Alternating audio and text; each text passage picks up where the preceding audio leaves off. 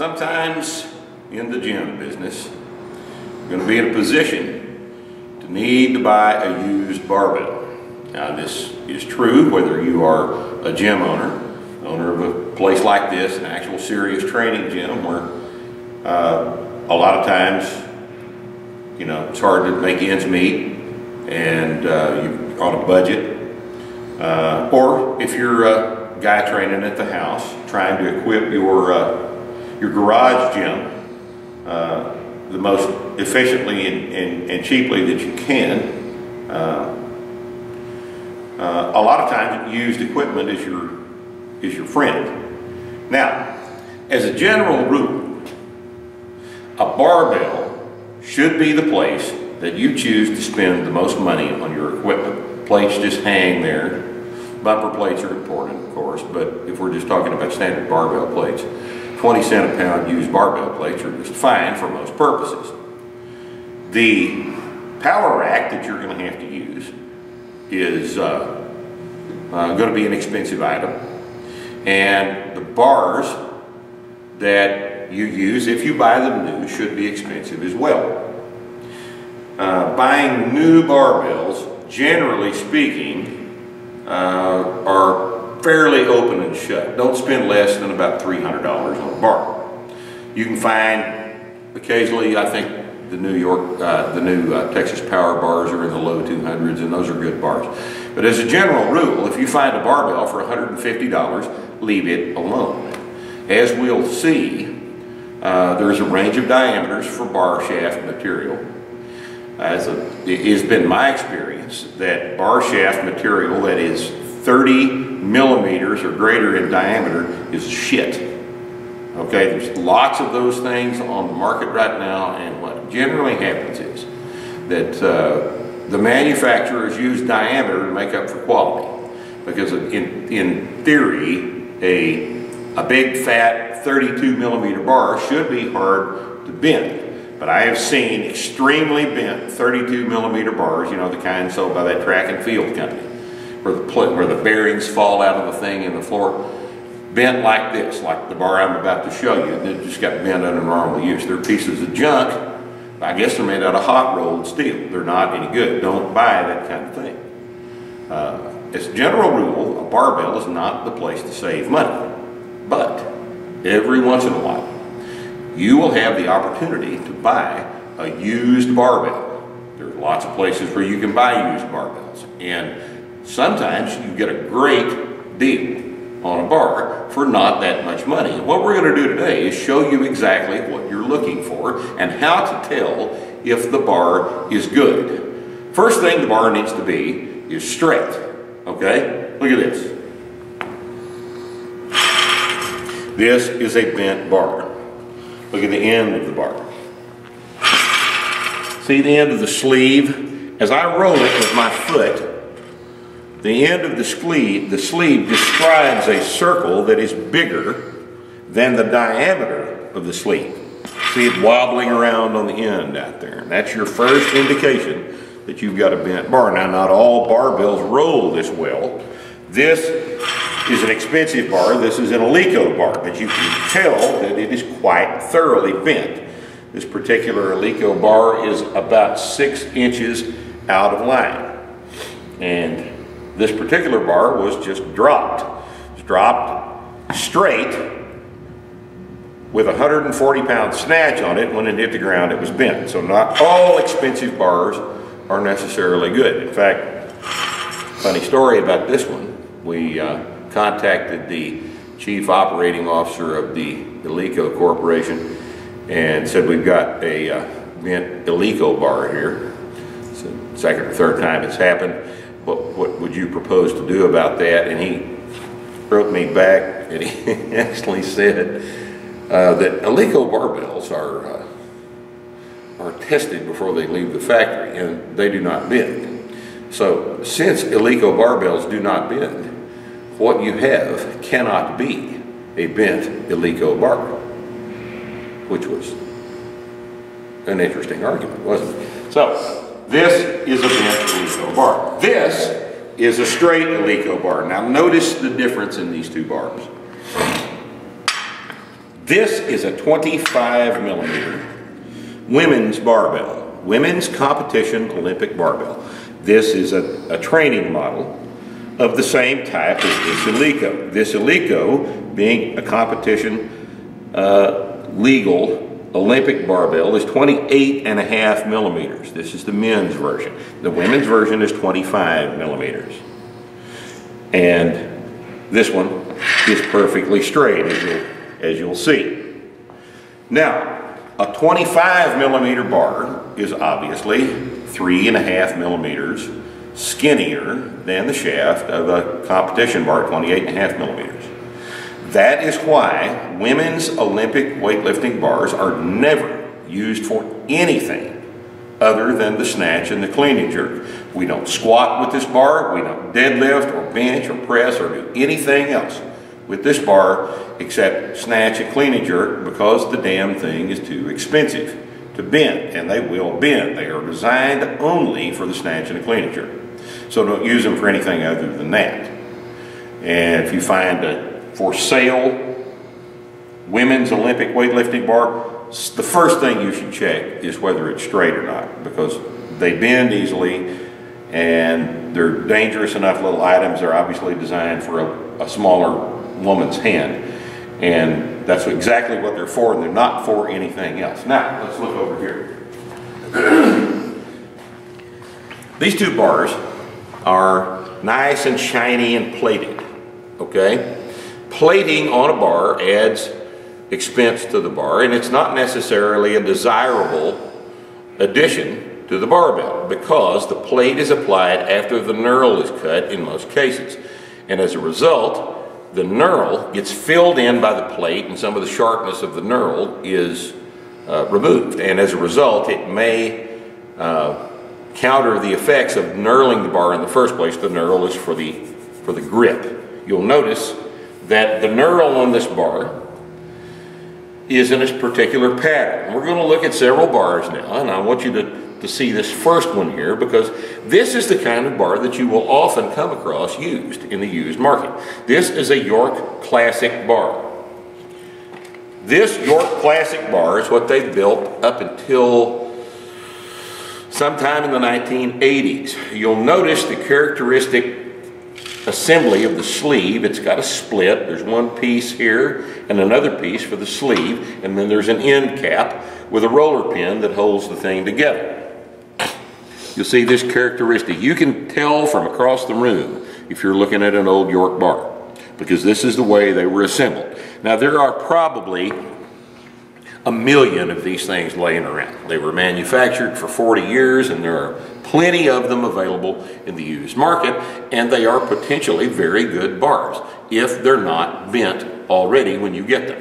This is a 28 millimeter bar, and it feels really good in the hands.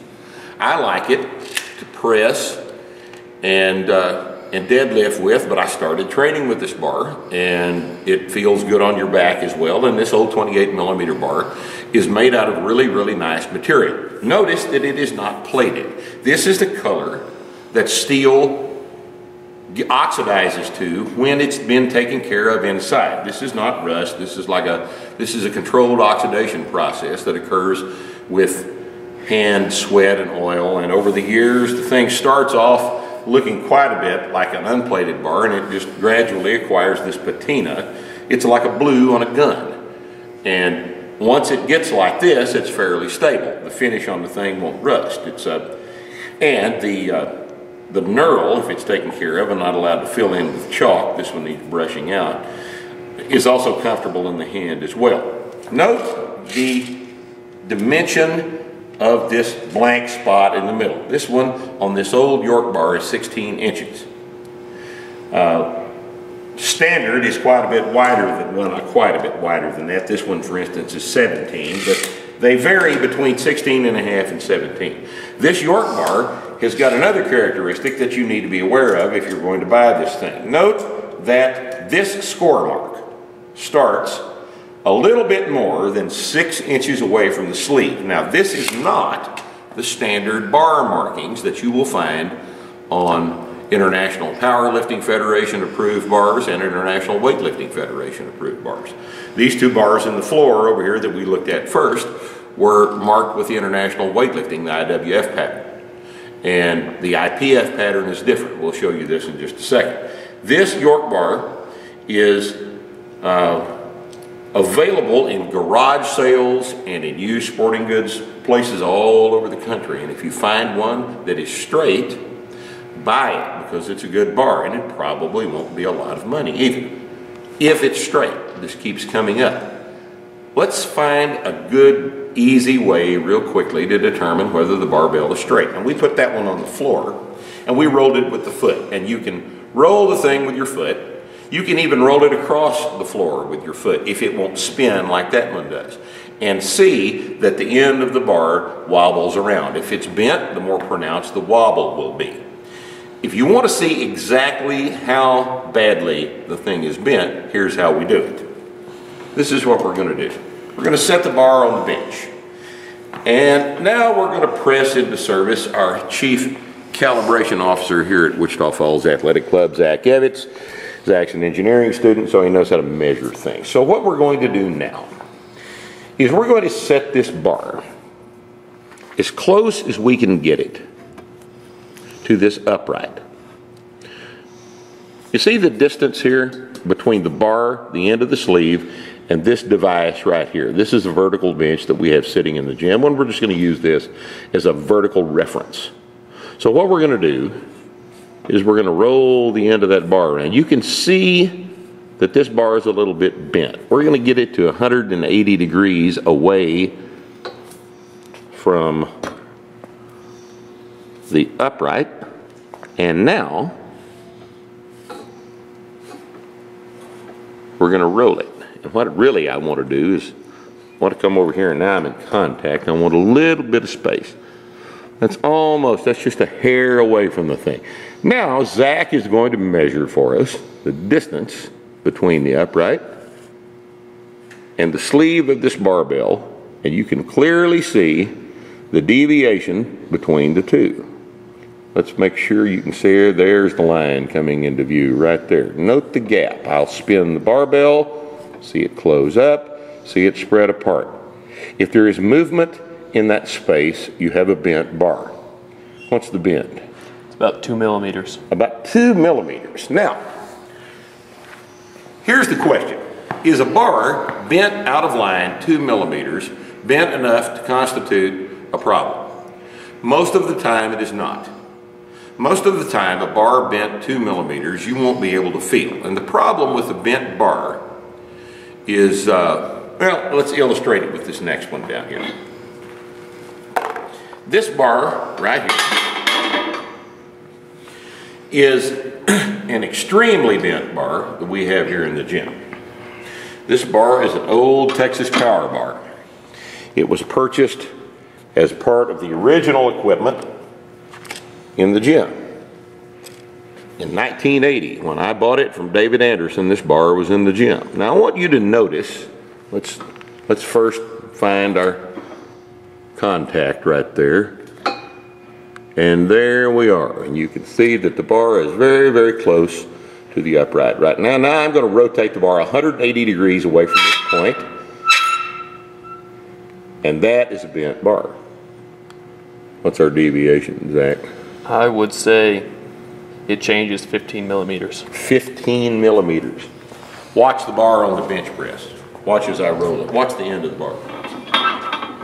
See that? That's a badly bent bar. Now, if I were you, I wouldn't buy this bar. But let me tell you what I can do with this bar, and I use this bar to squat with. A bent bar like this is a problem because it is unstable. Its configuration is unstable if it's unloaded, or if you pick it up wrong. The bar wants to lie like this. If you put weights on the end of the barbell, load the bar, then the bar is in a stable configuration, and you'll see that I've got a white dot painted on the top of this bar. This white dot denotes the position of the bar when the bend is pointed up. Now when there are plates on the bar and when the bend is pointed up, the bar is stable. But if I load that bar and I turn it this way, 180 degrees to where the bend is pointed down, the bar obviously wants to flip. It wants to flip like that. But if I load this bar and I put it on my back with these dots pointed up, then I have got the thing loaded in a position where it will not roll because it is so bent that it is now kind of mashes itself around my back. And I'm lazy and I don't like to have to control the bar too much, and my shoulders hurt a little bit, and bent down it's a little easier for me to grip. So I use this bar when I squat. There are bars made with a bend in them. The one I have seen was a 32 millimeter bar.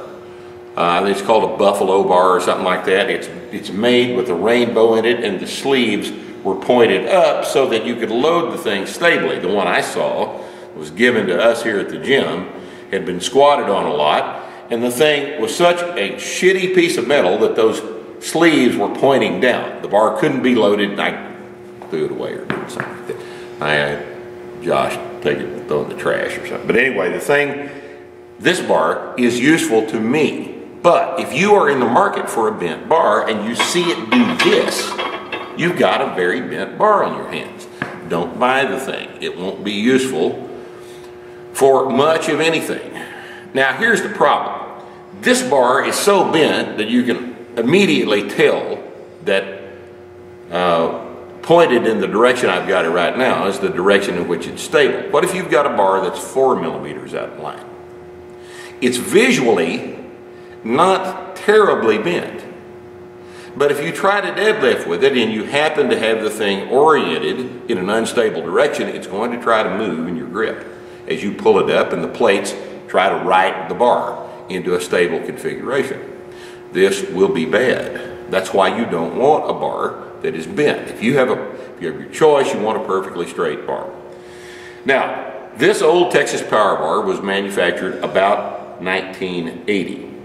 And it is a terribly good piece of metal. The reason it is bent like this is because there was a tragic accident in here, and a buddy of mine was squatting 405, and I don't know what in the hell happened to him, but he was on the way up and he had to get out from under the bar for some bizarre reason, and the bar got dropped across a little box we've had here. So it whipped down with a dynamic shock of 405. That will bend any bar.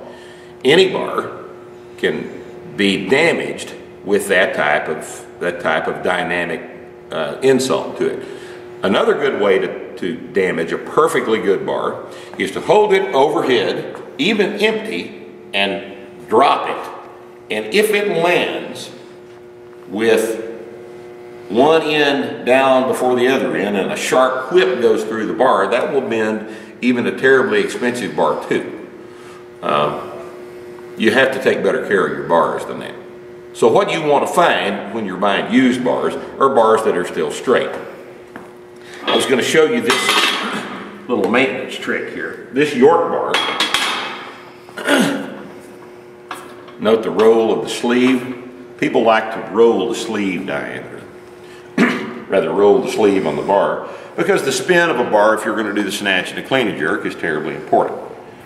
Here's how we can turn this old beat up looking York bar into a very, very nice bar to do the snatch and a clean and jerk with. We're going to put just a drop of oil on that sleeve.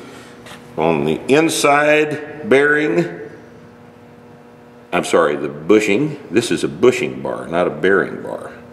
Bushings are cheaper than bearings, and look how well they work. Now I'm going to roll this. Kind of looks like a real expensive bar now, doesn't it? Twice a year.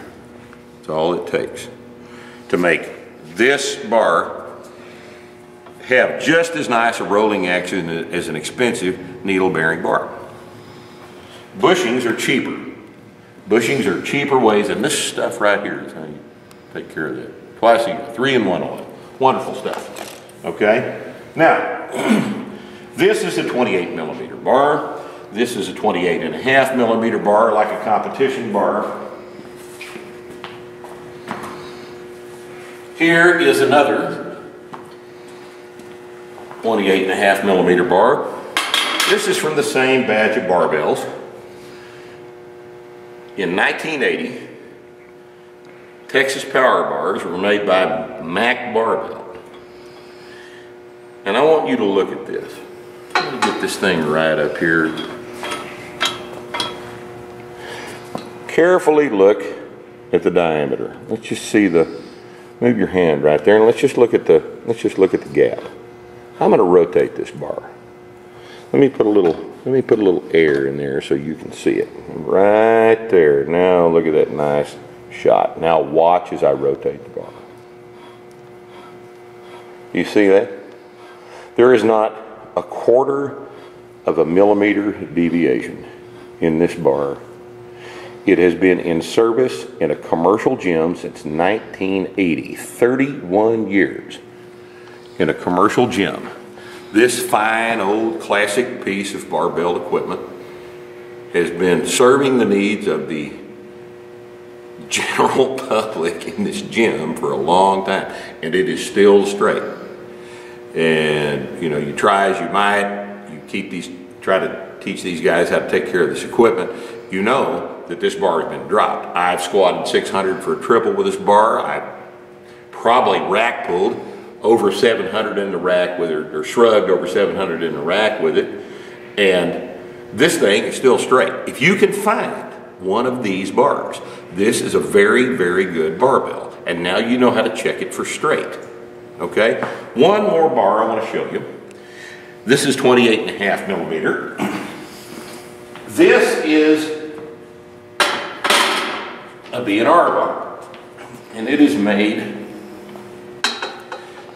for Rogue Fitness.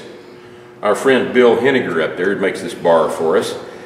He has made, I think he has York make it. I think it's made in Canada. This is a very good bar. This is a 29 millimeter bar shaft. It's a little bit thicker. Once again, we wanted a bar that would stand up to the kind of abuse that a general purpose bar designed just for general gym use gets. Myself and Mike Bergner designed this bar. Coach Bergner, we talked about this for a while and decided that what was really needed was a high quality bar that would be less than $300. And I think this one sells for $299.95 or something to that effect. It's right at $300. It's a 29 millimeter bar shaft, and look at how it's knurled. You have an opening in the middle that is 16 3/4 inches to give yourself plenty of room here to slide the bar up your shins without digging a bloody ditch in your shin with the knurl.